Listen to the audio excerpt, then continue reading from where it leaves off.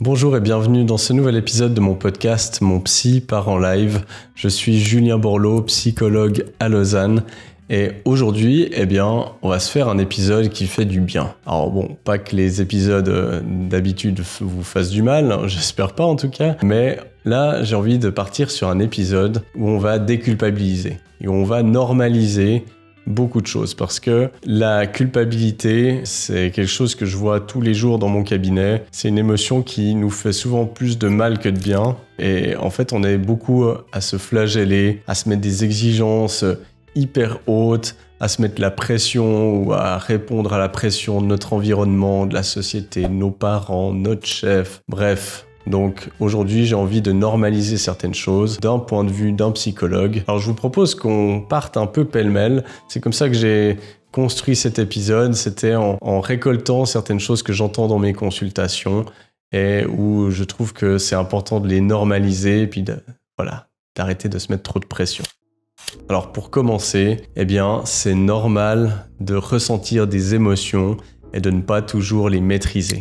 Oui, bonne nouvelle, si vous ressentez des émotions, c'est que vous êtes un être humain. Non, c'est pas vrai! Mais c'est super ça! Pourquoi tu me l'as pas dit plus tôt? Félicitations. Souvent, j'en parle là parce que souvent en consultation, les gens s'en veulent de ressentir des émotions. Soit de ne pas en ressentir, soit d'en ressentir trop, soit trop longtemps, soit trop fort ou pas assez. Alors que nos émotions, c'est des émotions, elles sont normales. Un humain qui ne ressent plus d'émotions, c'est un humain qui est vraiment pas bien. On doit s'en inquiéter. Alors oui, bien sûr que les émotions, parfois c'est difficile à gérer. Parfois il y en a beaucoup, parfois c'est pénible. Mais tant mieux si on ressent des émotions.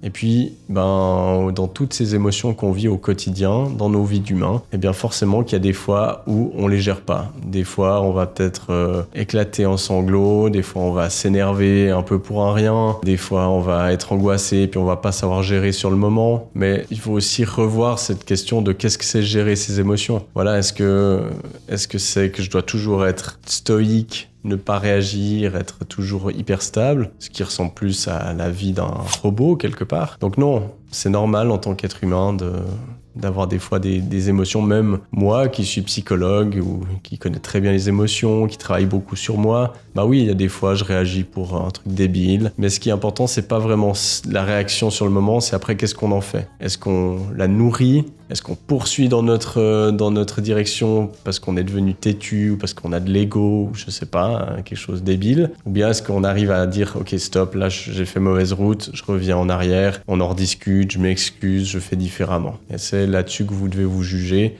et pas sur les émotions que vous ressentez. Une autre chose, c'est que c'est normal d'avoir des moments où on ne sait plus ce qu'on veut faire, on ne sait plus où on veut aller. Et ça ne veut pas dire qu'on est perdu. Ça veut juste dire qu'on est dans une phase où on a besoin de réflexion, on a besoin de se poser, de redéfinir nos priorités, notre direction. Et ça, je tiens à le normaliser parce que c'est aussi un motif de consultation régulier où les gens commencent en me disant je viens vous voir parce que je suis perdu. Alors que non, on n'est jamais vraiment perdu. C'est juste que on doit se poser et regarder à nouveau le plan. Ça, quand on est en rando, des fois on connaît, on a une bonne idée de où on doit aller. Alors c'est bon, on n'a pas besoin de regarder le plan parce qu'on l'a préparé à l'avance. Puis tout d'un coup, on ne connaît plus, on ne sait plus trop exactement où on doit aller. Ça ne veut pas dire qu'on est perdu. Ça veut dire ok, je vais me poser, je vais regarder où je suis, je vais regarder mon plan, je vais regarder ce qui est important pour moi, quelles sont mes priorités actuellement. Et puis ensuite, je vais refaire mon plan pour ce moment de vie que je vais passer. C'est la même chose, en fait, dans nos vies. Il y a des moments, on sait très bien où on veut aller, tout est clair, on sait où sont nos priorités. Puis il y a des fois où on doit se reposer. Alors c'est super, il y a des gens qui viennent se poser dans mon cabinet. Et puis je les aide à clarifier ça.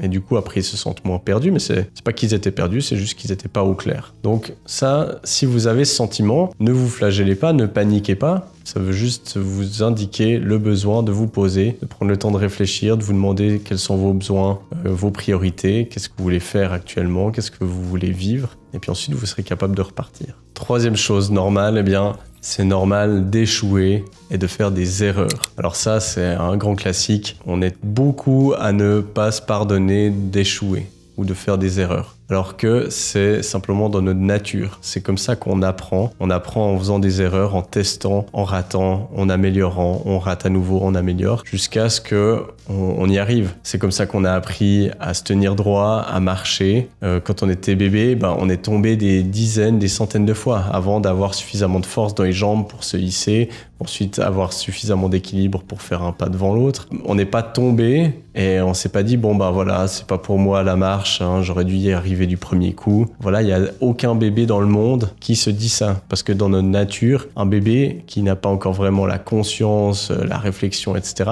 en fait, il fait ce qu'il doit faire. Ça veut dire se lever, marcher. Et donc, il va pas se dire « Ah non, j'y arrive pas ». Il se dit juste « voilà, je suis pas encore assez fort, donc je vais m'entraîner. » Et je sais pas pourquoi, avec notre éducation, tout d'un coup, on ajoute du perfectionnisme ou des attentes, etc., ce qui est complètement débile. Et puis, on commence à ne plus s'autoriser à échouer. Et du coup, qu'est-ce qu'on fait ? Plus rien. Parce que si on s'autorise plus à faire d'erreurs ou à échouer, on va plus rien faire. Puis on va du coup construire des excuses, de la procrastination, j'ai la flemme. On va construire toutes des constructions mentales pour justifier pourquoi on fait rien, alors que c'est juste qu'on a peur d'échouer. Donc c'est normal d'échouer, de faire des erreurs, et plus on en fait, plus on va apprendre. Une quatrième chose qui est normale, et qui concerne plus les relations, c'est qu'il est normal de se faire larguer. Ouais.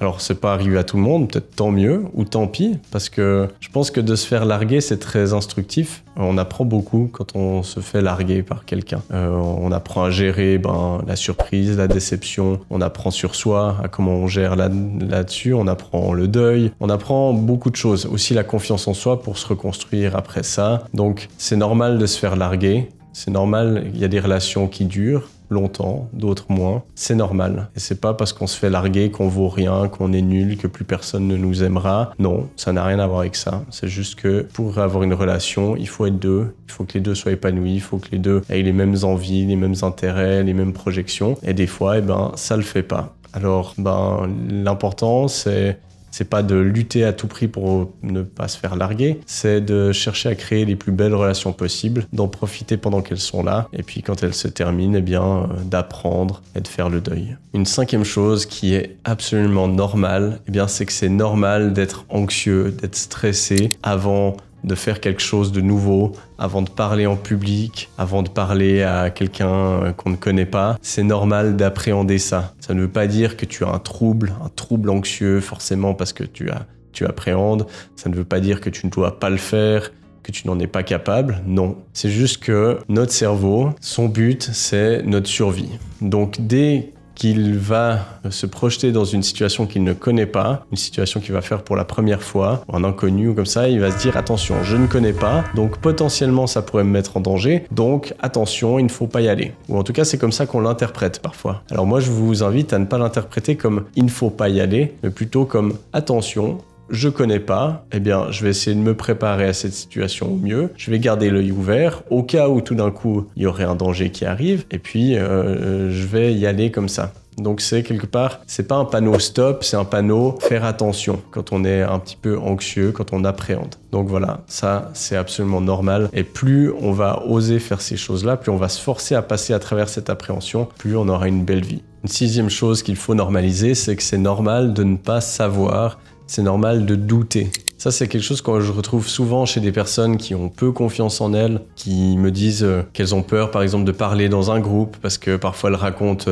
une anecdote et puis elles se rappellent plus très bien, elles sont plus sûres. Puis elles me disent « Ah, mais il y a d'autres personnes qui sont tout le temps sûres, qui connaissent les chiffres, qui sont certaines dans ce qu'elles affirment. » Moi, c'est un peu quelque chose aussi sur lequel j'essaie de travailler, c'est que ça m'agace des fois quand je raconte des choses. Il me manque toujours la statistique exacte ou l'anecdote exacte. Et ça, c'est quelque chose qui peut m'agacer, mais je me force en fait à en parler quand même, puis à accepter de dire voilà, ça je suis plus sûr, ça je sais pas, là j'ai un doute. Et c'est normal, parce que on n'est pas des ordinateurs, on peut pas tout avoir en mémoire, même les ordinateurs ont des mémoires limitées. Et donc, c'est pas un problème. Et d'ailleurs, les gens qui ne doutent jamais, généralement, c'est soit des gens qui sont bêtes, puis on a des principes. Les principes, voilà, c'est comme ça et pas autrement. Ça nous sécurise, du coup, on a des grands principes, mais c'est souvent juste soit pour nous rassurer, soit parce qu'on n'a pas la capacité intellectuelle de voir tout le reste, en fait. et puis de pouvoir imaginer des nuances, c'est soit noir, soit blanc, puis c'est comme ça et pas autrement. Donc voilà, c'est quelque chose qui sécurise et donc qui vont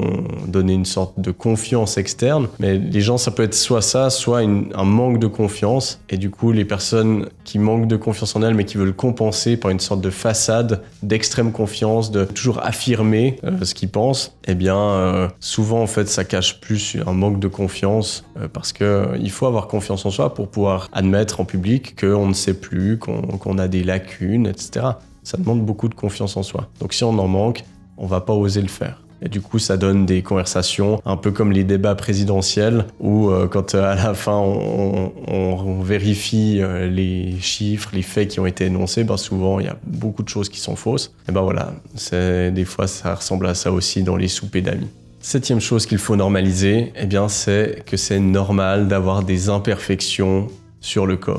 Alors ça, bon, on est à l'heure des réseaux sociaux, des filtres, de l'intelligence artificielle. Donc, on n'a jamais vécu dans un monde qui était aussi irréel, ou en tout cas qui nous envoyait des images autant irréelles. Et puis, quelque part, ça façonne un petit peu quand même notre esprit, même si on sait que c'est pas tout à fait vrai, qu'il y a des filtres. Quelque part, ça nous renvoie l'idée que c'est anormal d'avoir des impuretés, d'avoir des boutons, d'avoir des cicatrices. Donc ça, eh bien, c'est normal. Tout être humain est comme ça. Même avec la chirurgie esthétique, on n'arrive pas à tout gommer. Puis même au bout d'un moment, ces chirurgies, en fait, ça devient le défaut en lui-même. D'ailleurs, si vous voulez creuser ce sujet par rapport à comment valoriser l'image de soi, l'image de ses imperfections, de ses cicatrices, de ses marques de la vie, eh bien, j'ai également fait un épisode de podcast. C'est l'épisode 141 de mon podcast Mon Psy part en live et qui s'appelle « Revaloriser nos changements corporels ». Donc, si tu l'as pas encore écouté, je t'invite à le faire. 8e chose qu'il faut normaliser, eh bien, c'est normal de se comparer aux autres et d'avoir peur de ne pas être à la hauteur. Tout le monde se compare, même si on dit qu'il faudrait pas. Ben oui, non, peut-être qu'il faut. Ça ne peut nous apprendre des choses de se comparer. On compare nos niveaux dans différentes activités, nos connaissances, etc. Donc, ce qui est problématique, c'est pas la comparaison, c'est qu'est-ce qu'on en déduit. Donc, si j'en déduis que voilà, je me compare, je sais pas, dans un sport, je vois quelqu'un qui est meilleur dans ce sport que moi, je peux me comparer et puis me dire ah bah tiens, lui, il est meilleur dans tels aspects, et ben c'est super parce que je vais pouvoir aller lui demander des conseils, puis je vais pouvoir voir son plan d'entraînement et puis m'améliorer encore plus. Donc se comparer aux autres, ça peut être physique, hein. Je vois quelqu'un qui est bien habillé, je vois que son style me convient mieux que comment je suis habillé moi. À nouveau, je vais pouvoir me dire ah bah tiens, voilà, je pourrais peut-être essayer tel style vestimentaire. Donc ça c'est super. Le seul problème c'est quand on prend cette comparaison et puis qu'on en déduit qu'on vaut moins, que parce qu'une personne est meilleure dans un domaine, que ça implique que moi je suis nul, que moi je ne vaux rien. Donc le problème c'est de prendre cette comparaison et d'en tirer des conclusions concernant notre propre valeur en tant qu'être humain. Non, on peut juste se comparer et puis le prendre comme une information de voilà, telle personne est meilleure dans ce domaine ou moins bonne dans ce domaine que moi. Et puis qu'est-ce que je peux en tirer? Si elle est moins bonne, est-ce qu'elle a besoin d'aide? Peut-être je peux lui proposer mon aide. Si elle est meilleure, peut-être je peux lui demander des conseils. Et puis si on le prend comme ça, la comparaison devient extrêmement utile. Et puis je vais terminer avec 2 dernières choses qu'il faut normaliser et qui sont en lien avec les relations, notamment les relations amoureuses. Eh bien, c'est que c'est normal d'avoir peur d'être rejeté ou de se prendre un vent, comme on dit. C'est normal. C'est normal parce que ça fait pas du bien quand on se met, quand on se met à nu. C'est pas vraiment se mettre à nu. Enfin, en tout cas, pas tout de suite quand on rencontre la personne, normalement. Mais quand on arrive vers quelqu'un puis qu'on dit nos sentiments, qu'on tente quelque chose, eh bien, c'est clair que c'est impressionnant parce qu'on ne sait pas comment elle va réagir. Mais en fait, ça demande énormément de courage de le faire.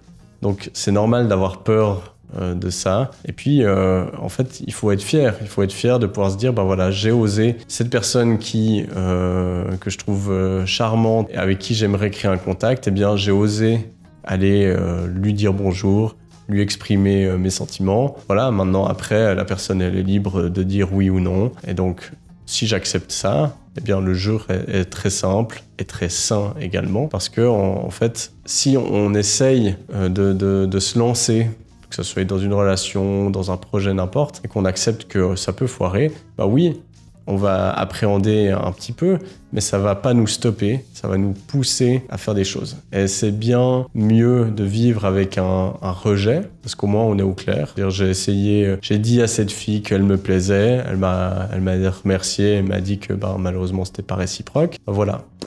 Sur le moment, ça fait peut-être pas du bien, mais au moins je suis au clair. Et puis ça a été, voilà, je peux être fier aussi d'avoir eu le courage de le faire. Mais c'est bien mieux de vivre avec ça, beaucoup plus facile surtout, que de vivre avec le « et si ». Et si j'étais allé lui parler, parce que peut-être aujourd'hui on serait ensemble. Et si, et si, et si. À force de cumuler les « et si », c'est ça qui nous rend anxieux, qui nous rend aigris et qui nous immobilise dans notre vie. Donc allons-y, osons. Et puis on va terminer sur quelque chose à normaliser dans les relations de couple, les relations sexuelles. Eh bien, c'est que c'est normal de ne pas toujours performer quand on fait l'amour, notamment. Eh bien, comme dans tout, c'est normal de ne pas toujours être au top. C'est normal des fois d'avoir peur, de rater. C'est normal d'avoir une panne d'excitation.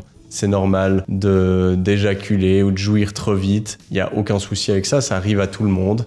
Et puis, c'est pas la mer à boire, quoi. C'est arrivé à tout le monde, ça arrivera à tout le monde. En fait, il n'y a rien de grave à ça. Ce qui rend les choses graves, c'est quand on se met une pression de fou qui est là pour rien, qui fait que finalement, on est plus concentré sur une performance que de prendre du plaisir. Donc, on passe complètement à côté de l'essentiel d'une relation sexuelle, par exemple, où ça doit être juste un moment où on doit s'amuser, avoir du plaisir. Et plus on va se mettre de pression sur « je dois durer tant de temps, je dois faire ceci, cela », en fait, on perd complètement l'essentiel, ça devient complètement bête. Donc, allons-y, profitons de ces moments, profitons de la vie en général, arrêtons de nous mettre la pression. Et c'était un peu le but de cet épisode, j'espère qu'il vous aura fait du bien. N'hésitez pas à le diffuser autour de vous pour normaliser ces choses et puis apaiser la pression pour tout le monde. Ça ne fera que du bien à vos proches et à vous-même. Donc encore une fois, merci beaucoup pour votre fidélité. Comme d'habitude, laissez des commentaires sur YouTube, sur les plateformes de podcast.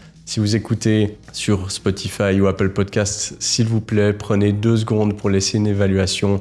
Je sais que je vous tanne avec ça à chaque épisode, mais ça m'aide énormément à le diffuser. Donc si on veut que ce podcast continue à vivre, eh bien, ça m'aide vraiment beaucoup que vous preniez ces quelques secondes. Donc merci pour celles et ceux qui le feront. Et je vous remercie pour votre fidélité. Je vous dis à la semaine prochaine pour un nouvel épisode.